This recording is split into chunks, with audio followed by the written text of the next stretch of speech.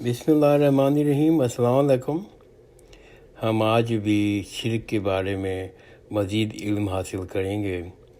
اور ہم اس کی مزید پہلوؤں پہ غور کریں گے ان قرآن شریف کی آیات اور احادیث کی روشنی میں۔ جیسے میں نے پہلے عرض کیا تھا کہ شرک وہ واحد ناقابل معافی جرم ہے جس کی اگر کوئی شخص اس گناہ میں ملوث ہے اور بغیر معافی مانگے، بغیر توبہ کے اللہ تعالیٰ سے مر جاتا ہے، انتقال کر جاتا ہے، تو بروز قیامت خود اللہ تعالیٰ بھی اس گناہ کو ہرگز معافی نہیں کریں گے، ہرگز معاف نہیں کریں گے۔ اور اس شرک کے خطرے کی آگاہی کے لیے میں کوشش کر رہا ہوں اپنے لیے خاص طور پر اور دوسرے اپنے بہن بھائیوں کے لیے کہ ہم شرک کے تمام پہلوؤں پہ غور کریں تاکہ اس گناہ سے بچ سکیں اور دنیا میں اور آخرت میں سخرو حاصل کر سکیں۔ تو آج ہم ڈسکس کریں گے کہ اللہ تعالیٰ کی مدد کا ذریعہ ظاہری اسباب اور انسان۔ اللہ تعالیٰ نے اس نظام کو، اس دنیا کے نظام کو امتحاناً ظاہری اسباب وغیرہ کے ساتھ جوڑ رکھا ہے۔ مثلاً سورج کو دنیا میں زندگی کی بقا کا، پانی کو پیاس مٹانے کا، کھانے کو بھوک مٹانے کا ذریعہ بنایا، اور دین کو دنیا میں پھیلانے کا ذریعہ اپنے بندوں کو بنایا ہے۔ چنانچہ اس ضمن میں کچھ قرآن شریف کی آیتوں کا مطالعہ کرتا ہوں۔ پہلی میں ایک آیت آپ کے سامنے رکھتا ہوں، وہ ہے سورہ محمد کی آیت نمبر 7، اور ترجمہ آیت مبارکہ یہ ہے کہ اے ایمان والو، اگر تم اللہ کے دین کی مدد کرو گے تو اللہ تعالیٰ تمہاری مدد کرے گا، تمہارے قدم بھی جما دے گا۔ اے ایمان والو، اگر تم اللہ کے دین کی مدد کرو گے تو اللہ تمہاری مدد کرے گا، تمہارے قدم بھی جما دے گا۔ ایک ایسی ہی آیت سورہ آل عمران میں ہے، آیت نمبر 52، اور اس میں اللہ تعالیٰ نے فرمایا ہے، ترجمہ آیت مبارکہ یہ ہے، پوچھا عیسیٰ بن مریم علیہ السلام نے، کون ہے میرا مددگار اللہ کی طرف؟ ان کے ساتھی بولے، ہم اللہ کے دین کے مددگار ہیں۔ اور ایسی ہی آیت سورہ المائدہ میں آیت نمبر 2 ہے، اللہ تعالیٰ فرماتے ہیں، ترجمہ آیت مبارکہ ہے، اے ایمان والو، مدد کرو ایک دوسرے کی نیکی اور پرہیزگاری کے کاموں میں، اور مت مدد کرو ایک دوسرے کی گناہ اور زیادتی کے کاموں میں۔ ان قرآن شریف کی آیات کے پڑھنے کے بعد غائب میں مدد کے لیے پکارنا یعنی دعا کرنے کے متعلق دو اہم نتائج نکلتے ہیں۔ ظاہری اسباب اختیار کرنے کا مطلب یہ ہرگز نہیں ان اسباب کو یوں پکارا جائے، المدد یا سورج، المدد یا پانی، نعوذ باللہ۔ ظاہری اسباب سے مدد لینا درست ہے، مگر اللہ تعالیٰ کے علاوہ کسی بھی ہستی سے غائب میں مدد مانگنا خالصاً شرک اور ناقابل معافی گناہ ہے۔ ایک اور ہم ڈسکس کرتے ہیں کہ اللہ تعالیٰ کی مدد کا ذریعہ معجزات۔ اللہ تعالیٰ نے رسول اللہ صلی اللہ علیہ وآلہ وسلم کے ذریعے ہزاروں معجزات کا ظہور فرمایا۔ ان میں سے میں چند احادیث کا ذکر کرتا ہوں۔ پہلی احادیث ہے صحیح بخاری کی کتاب تفسیر، حدیث نمبر 4868، اور یہی حدیث صحیح مسلم میں کتاب صفۃ قیامہ حدیث نمبر 7071 ہے۔ اس میں حضرت صلی اللہ علیہ وسلم کی دعا کی برکت سے شکل قمر چاند کے 2 ٹکڑے ہوئے۔ ایک اور حدیث صحیح بخاری کتاب الاستسقاء حدیث نمبر 1013، اور یہی حدیث صحیح مسلم میں کتاب صلاۃ الاستسقاء حدیث نمبر 2078 میں رپورٹ ہوئی ہے کہ نبی کریم صلی اللہ علیہ وسلم کی دعا سے بالکل عین اسی وقت بارش ہوئی۔ ایک اور حدیث میں ضرور شیئر کرتا ہوں آپ لوگوں کے سامنے، کتاب العلم کی ہے، یہ حدیث بھی صحیح بخاری کی ہے اور حدیث نمبر ہے 119، اور صحیح مسلم کی ہے کتاب الفضائل حدیث نمبر 6397۔ نبی کریم صلی اللہ علیہ وآلہ وسلم کی دعا سے سیدنا ابو ہریرہ رضی اللہ تعالیٰ عنہ کی قوت حافظہ نصیب ہو گئی۔ ایک اور حدیث میں آپ کے سامنے رکھتا ہوں۔ یہ حدیث ہے صحیح بخاری کی کتاب المغازی، حدیث نمبر 4039۔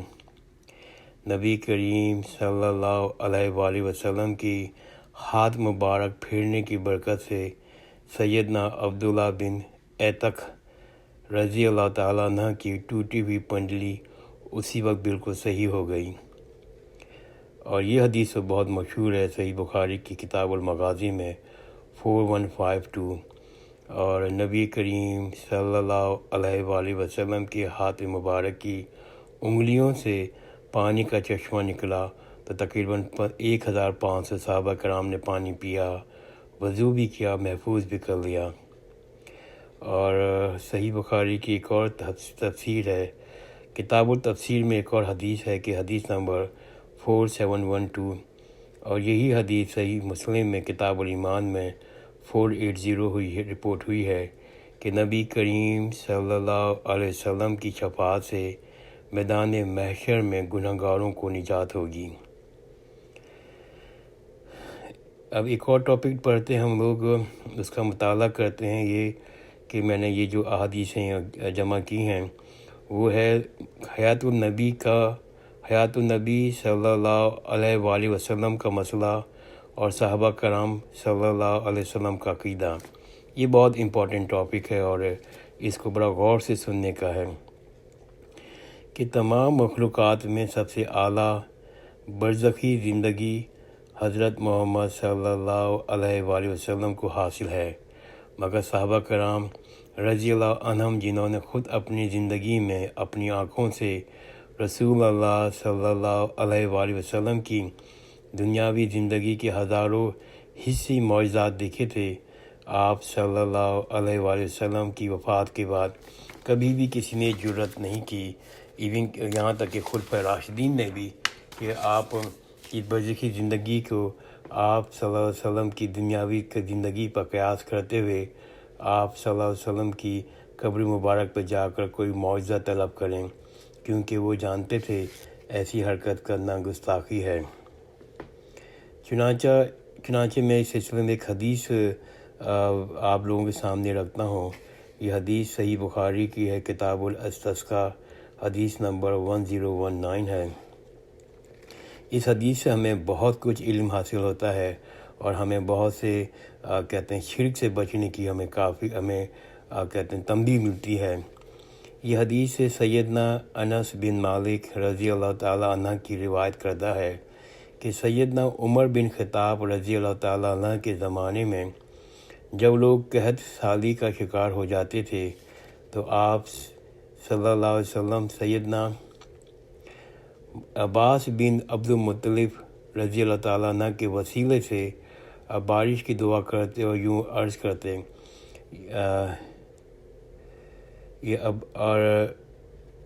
سیدنا عباس بن عبد المطلب رضی اللہ تعالیٰ عنہ کے وسیلے سے بارش کی دعا کرتے اور یوں عرض کرتے، اے اللہ، بے شک پہلے پہل ہم اپنے نبی صلی اللہ علیہ وسلم کو تیری بارگاہ میں وسیلہ کے طور پر پیش کرتے تھے اور ان کی دعا کی برکت سے تو ہم پر بارش برسا دیا کرتا تھا۔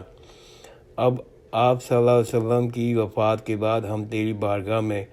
اپنے نبی صلی اللہ علیہ وآلہ وسلم کی چچا کا وسیلہ کے طور پر لے کے آئے ہیں، آپ ان کی دعا برکت سے ہم پر بارش نازل فرما۔ سیدنا انس رضی اللہ تعالیٰ عنہ فرماتے ہیں، بس یوں ان پہ بارش برس پڑی۔ اس احادیث کی روشنی میں چیز نوٹ کیجئے کہ سیدنا عمر بن خطاب رضی اللہ تعالیٰ عنہ نے رسول اللہ صلی اللہ علیہ وآلہ وسلم کی اعلیٰ ترین برزخی زندگی کے باوجود آپ صلی اللہ علیہ وسلم سے قبر مبارک میں جا کر دعا نہیں کی۔ میں دوبارہ یہ اپنی لائن پڑھ لیتا ہوں کہ سیدنا عمر بن خطاب رضی اللہ تعالیٰ عنہ نے رسول اللہ صلی اللہ علیہ وآلہ وسلم کی اعلیٰ ترین برزخی زندگی کے باوجود آپ صلی اللہ علیہ وسلم سے قبر مبارک پہ جا کر دعا نہیں کی، کیونکہ اللہ کے علاوہ کسی بھی اور ہستی سے دعا کرنا یعنی غائب میں مدد مانگنا خالصاً شرک اور ناقابل معافی گناہ ہے، نعوذ باللہ۔ مزید یہ کہ سیدنا عمر بن خطاب رضی اللہ تعالیٰ عنہ نے رسول اللہ صلی اللہ علیہ وآلہ وسلم کی قبر مبارک پہ جا کر آپ صلی اللہ علیہ وسلم سے وسیلے کے طور پر دعا نہیں کروائی، کیونکہ رسول اللہ صلی اللہ علیہ وسلم کے چچا کا وسیلے کے طور پر لا کر ان سے دعا کروائی، اور وہ زندہ تھے، اس وقت موجود تھے۔ یوں اپنے عمل سے امت محمدیہ کو عقیدہ سمجھا دیا کہ صحیح وسیلہ شخصی ہے، کسی بزرگ کی قبر مبارک پر جا کر ان سے دعا مانگنا، دعا کروانا ہرگز نہیں ہے، بلکہ دنیا میں موجود نیک زندہ لوگوں سے دعا کروانا، اور اس پر کسی قسم کا اختلاف نہیں ہے۔ میں ان لائنز کو دوبارہ پڑھ لیتا ہوں، اس لیے کہ ہمیں بہت اس کا علم ملتا ہے اور شرک سے بچنے کی ہمیں ہدایت ملتی ہے کہ عمر بن خطاب رضی اللہ تعالیٰ عنہ نے رسول اللہ صلی اللہ علیہ وسلم کی اعلیٰ زندگی برزخی زندگی کے باوجود آپ صلی اللہ علیہ وآلہ وسلم سے قبر مبارک میں جا کر دعا نہیں کروائی، کیونکہ اللہ تعالیٰ کے علاوہ کسی بھی اور ہستی سے دعا کروانا یعنی غائب پہ مدد مانگنا خالصاً شرک اور ناقابل معافی گناہ ہے، نعوذ باللہ۔ مزید یہ کہ سیدنا عمر بن خطاب رضی اللہ تعالیٰ عنہ نے رسول اللہ صلی اللہ علیہ وآلہ وسلم کی قبر مبارک پہ جا کے آپ صلی اللہ علیہ وآلہ وسلم سے وسیلے کے طور پر دعا نہیں کروائی، بلکہ رسول اللہ صلی اللہ علیہ وآلہ وسلم کے چچے کو وسیلہ کے طور پر لا کر ان سے دعا کروائی، اور یوں اپنے عمل سے امت محمدیہ کو عقیدہ سمجھا دیا صحیح وسیلہ شخصی ہے، کسی بزرگ کی قبر مبارک پہ جا کر ان سے مانگنا یا دعا کروانا ہرگز نہیں ہے، بلکہ دنیا میں موجود نیک زندہ لوگوں سے دعا کروانا ہے، اس بات پر کسی کو اختلاف نہیں، الحمدللہ۔ اس زمن میں ایک واقعہ جو ہمارے پاکستان، ہندوستان اور بنگلہ دیش کے کہتے ہیں مختلف فرقے کے لوگوں نے اپنی کتابوں میں شائع کیا ہے، وہ شیئر کرتا ہوں میں، تاکہ آپ کو پتہ چلے کہ ہمارے انڈیا پاکستان میں کس طرح کے عقائد ہمارے اندر چلے آ گئے ہیں۔ یہ ٹاپک ہے حیات نبی صلی اللہ علیہ وآلہ وسلم کا مسئلہ اور گستاخانہ واقعات۔ حیات نبی صلی اللہ علیہ وآلہ وسلم کا مسئلہ اور گستاخانہ واقعات۔ یہ جو میں نے پیچھے حدیث پڑھی جس میں حضرت عمر بن خطاب نے دعا کرانے کے لیے حضرت صلی اللہ علیہ وسلم کے چچا کو لے کے آئے، نہ کہ وہ حضرت کی قبر پہ جا کر دعا منگوائی یا وسیلہ بنایا۔ اس زمن میں دیکھیں کہ صحابہ کرام رضی اللہ عنہم کے صحیح عقیدے کے برعکس شیطان نے کچھ لوگوں کو قرآن کی سخت مخالفت کرتے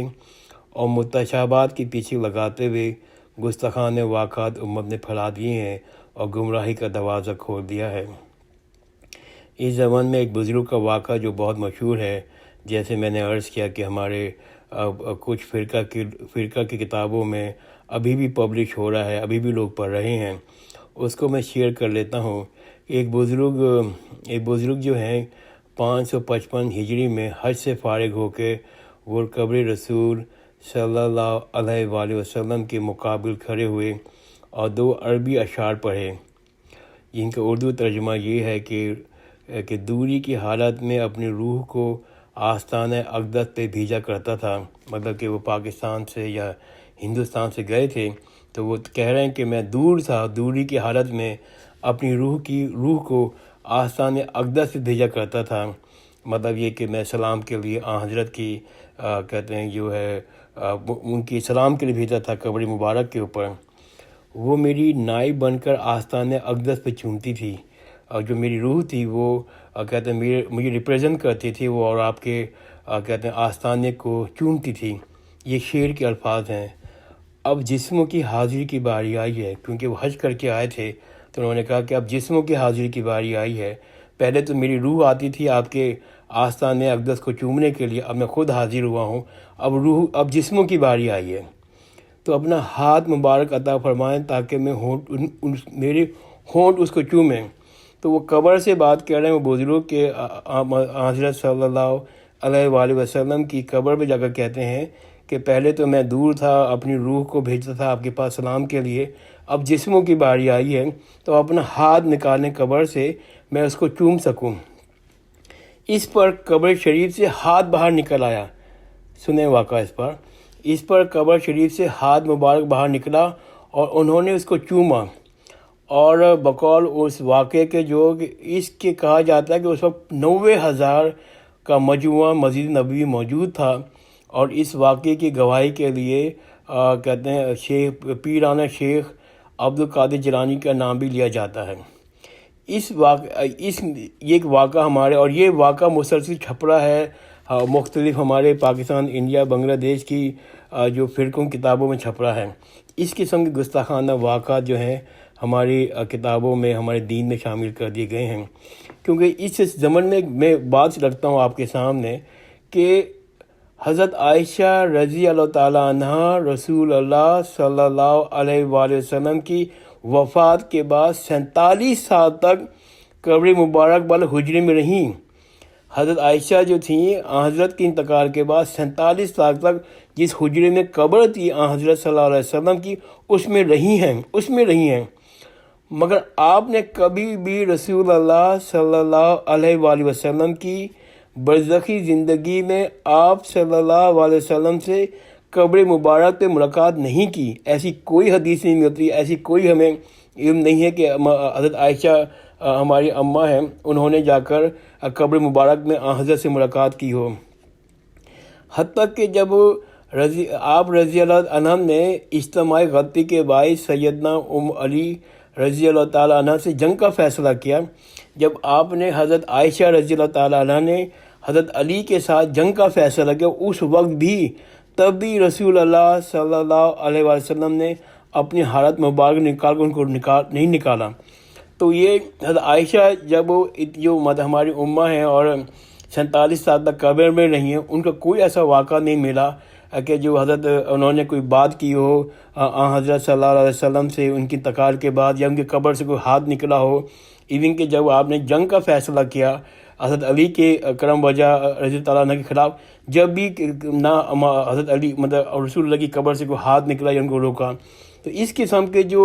یہ تو میں نے ایک واقعہ شیئر کیا، اس قسم کے بہت سے گستاخانہ واقعات جو ہے ہمارے علماء کرام کی کتابوں میں شامل ہو گئے ہیں اور گمراہی کا راستہ کھول دیا ہے، اور بلکہ شرک کا راستہ کھول دیا ہے۔ میں اپنا مطالعہ آج یہاں روکتا ہوں، انشاءاللہ میں آئندہ کی نشست میں اس پر مزید علم حاصل کریں گے، اور مزید ہم لوگ شرک کے حوالے سے مختلف پہلوؤں کو غور کریں گے۔ جزاک اللہ خیر، خدا حافظ۔